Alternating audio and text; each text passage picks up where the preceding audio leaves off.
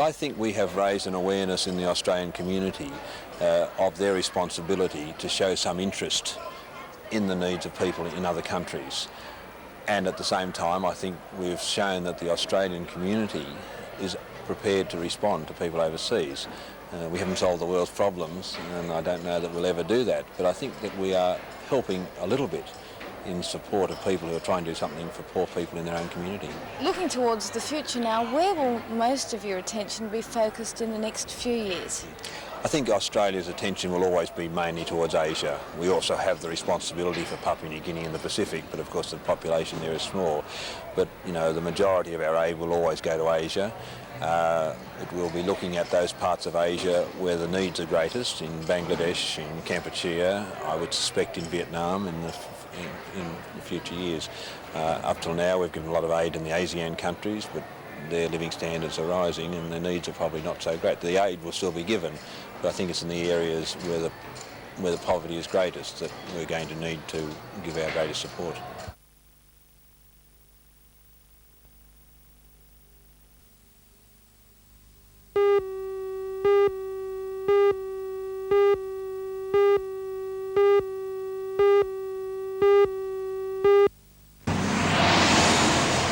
Mr Devon is fighting the development because he claims it will take business away from the Cardiff province, where he owns a chemist store. He's opposed to the apparent turnaround in planning priorities for the area. Today's hearing is the latest step in a 2.5-year battle with the developers. New World Properties is planning a supermarket complex on the Wallsend Soccer Club site. The proposed Glendale development would be in direct competition, being so close. $35 million development by the Hawke Corporation and Dalgety Australia has the backing of Lake Macquarie Council and the Minister for Planning and Environment. The developers have promised extensive roadworks in the area and a childcare centre to win approval. The hearing has been held over to next Friday.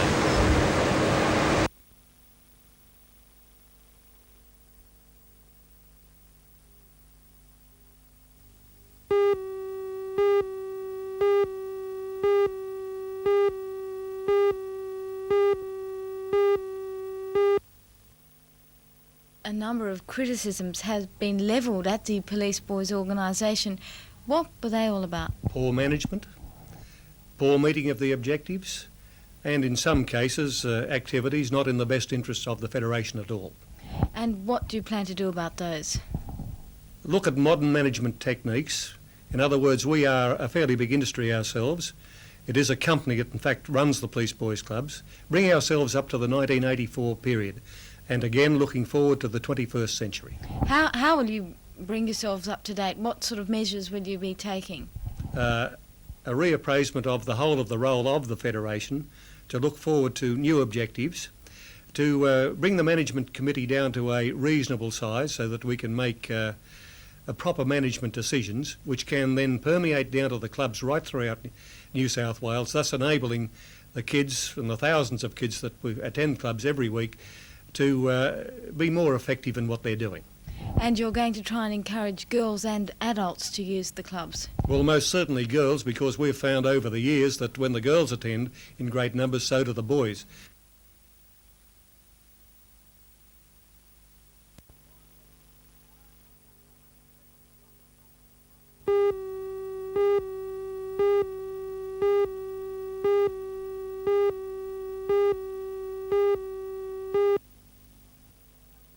A procession of floats got the day underway from Hawke's Nest over the bridge to the Tea Gardens waterfront.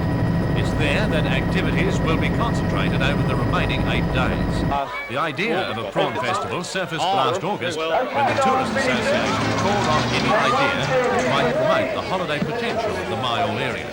The only suggestion put forward came from Joy Atkins, wife of the association's chairman, Bob Atkins. People seem to head either further north or further south, and we want to try and make tea gardens part of the scene for the tourist business as one of our main objectives. Well, how happy are you with the turn-up? Oh, terrific. It's more than what we expected, really. It's really good. There must be 2,000 to 3,000 people, I'd imagine, here. And it's rather ambitious planning, more than a week of activities. How are you going to keep the ball rolling for the rest of the week? Well, tomorrow we've got the Mungo Cup, which is an oyster punt race down the mile, which we've got about 15 entries in that at the present time. Through the week we've got crab races at the hotel there. There's various sporting bodies that have got various things on through the week. And next weekend we have the Country and Western Talent Quest. The official opening was performed by the President of the Great Lakes Shire, Councillor Bruce Parsons, who described the event so far as an outstanding achievement for the community of Tea Gardens and Hawk's Nest. Not long after that, the competitors in the highlight of the day, the world's first prawn eating championship, were lined up. Each had to consume a kilogram of prawns in the least possible time, after removing the heads and tails and as much of the legs and shell as time permitted. Believe me, it's not as easy as it looks. But eventually Ross Fidden, a local fisherman in his mid-20s, devoured his kilogram in 11 minutes, 19.64 seconds, and that's official. It's certified by the stopwatchers of the local swimming club. Ross's name and time will be forwarded to the Guinness Book of Records. Meanwhile, the festival will go on, culminating next weekend.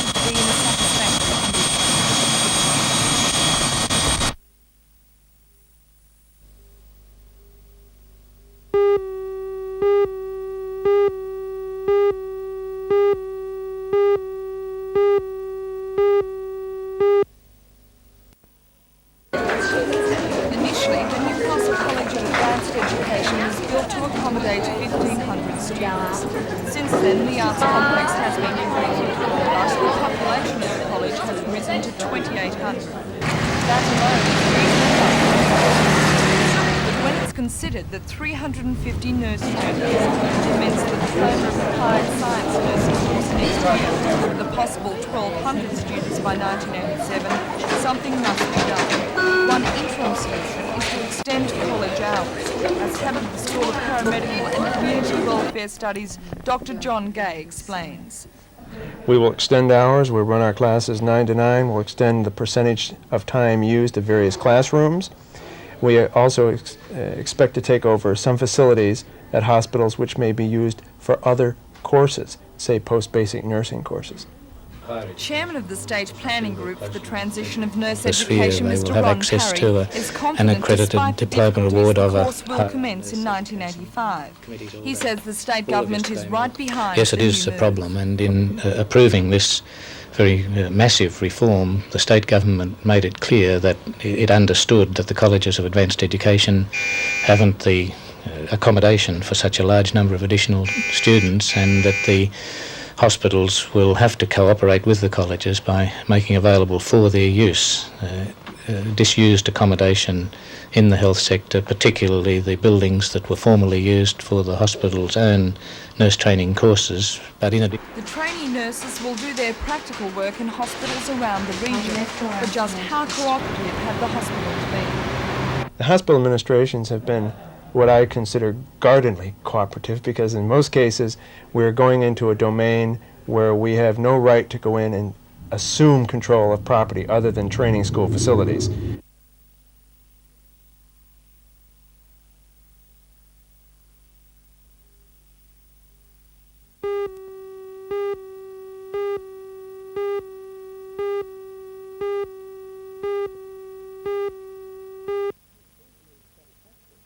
It seems to me quite impractical to finish Highway 23 on the southern side of the railway line at Sandgate Road.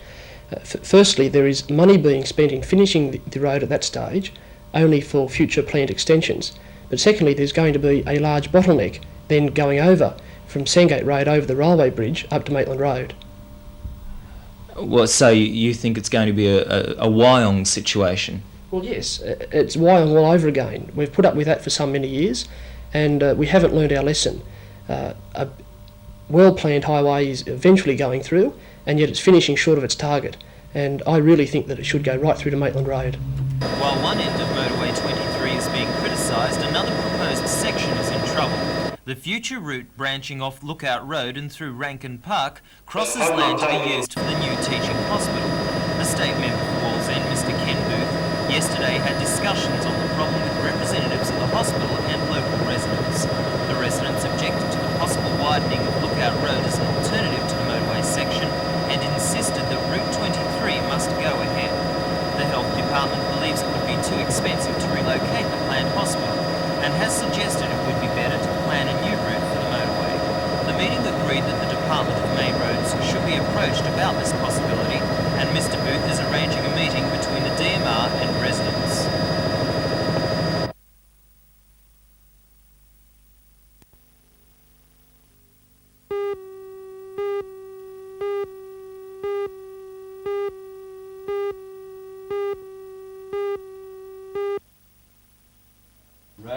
It was the turn of some Newcastle firefighters last night. Country Superintendent Roberts, the man who oversees all regional operations, travelled from Sydney to Newcastle Station and presented each man with a commemorative medallion and a poem dedicated to the wives of firefighters. 100 years ago, each insurance company and local council had its own fire brigade. This, not surprisingly, led to confusion and duplication of effort. So in 1884, a coordinating body, the Metropolitan Fire Brigades Board, was set up. By 1909, fire brigades as we know them had arrived. Today, New South Wales has the largest single firefighting organisation in the world. The medallions are a symbol of that development, so the people involved, from office staff to firefighters themselves, are being awarded.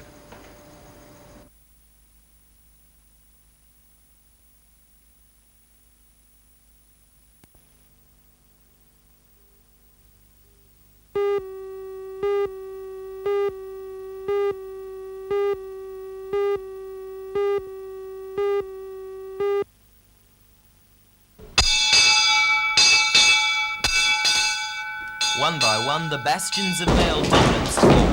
Throughout Australia, girls between the ages of 13 and 19 are joining cadet units to enjoy the yo-ho-ho and yard arm of Navy life.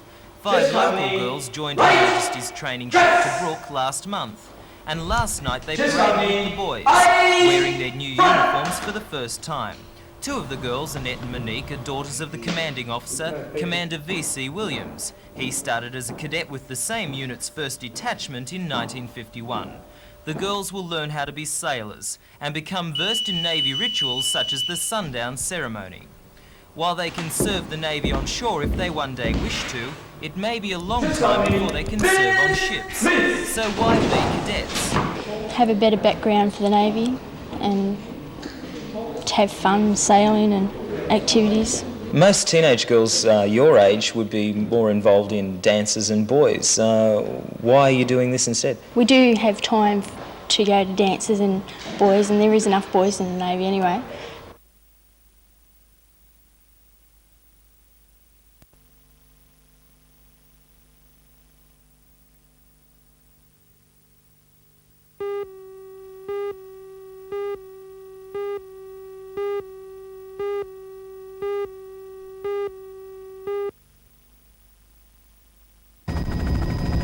This is the land handed over by Premier Rann yesterday.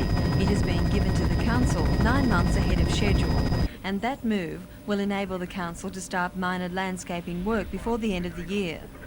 But still to be handed over are these sections of the marshalling yard that the Union wants left alone. But while Premier Rann refused to indicate when the rest of the marshalling yards will be made available, he has agreed to a timetable in this report from the Council, which indicates that the controversial strips of land will be made available in 1986-87. That, of course, depends on union cooperation. There is one section the Council must have. It's likely likely to oppose, a section outside Customs House, and until this is released, the planned walkway to the foreshore cannot go ahead. But it's still some time before we see a big change to our harbour foreshore. During the next financial year, we'll see more reclamation work near the Fisherman's Cove and a start to landscaping from this point and in the new section handed over yesterday. But how fast this part of the East End proceeds depends largely on the Housing Commission and its plans to build apartment blocks and pensioner units. A development application is expected in May.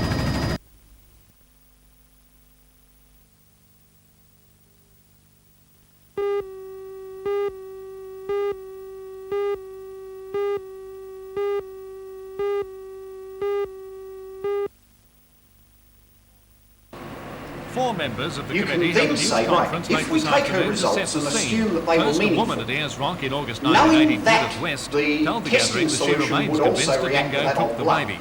that Then Professor Barry the batch Boscher, the used Professor of in the Biological Chamberlain's Sciences car at by their Newcastle board of University, directors said in checks car he'd made of a blood would test react used as certainly evidence with did not fetal prove blood that hemoglobin Chamberlain's strongly. car was Azaria's.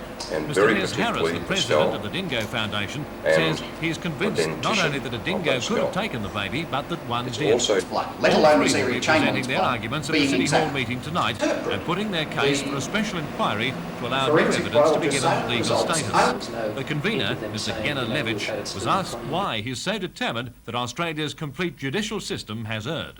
I'm not a lawyer, so I can't make a comment in that area, but I would say that the legal system doesn't work perfectly every time. This is not a precedent. It happened before where people were put in jail and later were found to be innocent, and I honestly believe that this is one of these cases.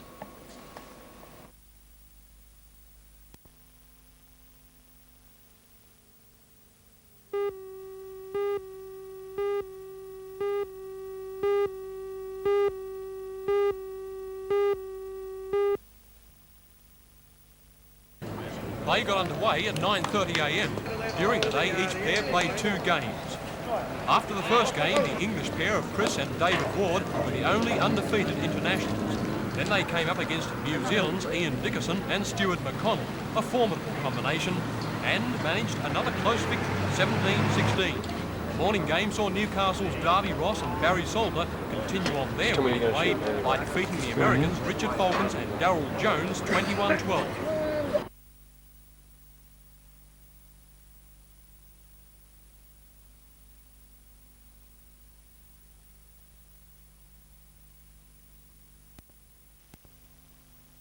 In the afternoon, England continue their winning ways, and with the game almost complete.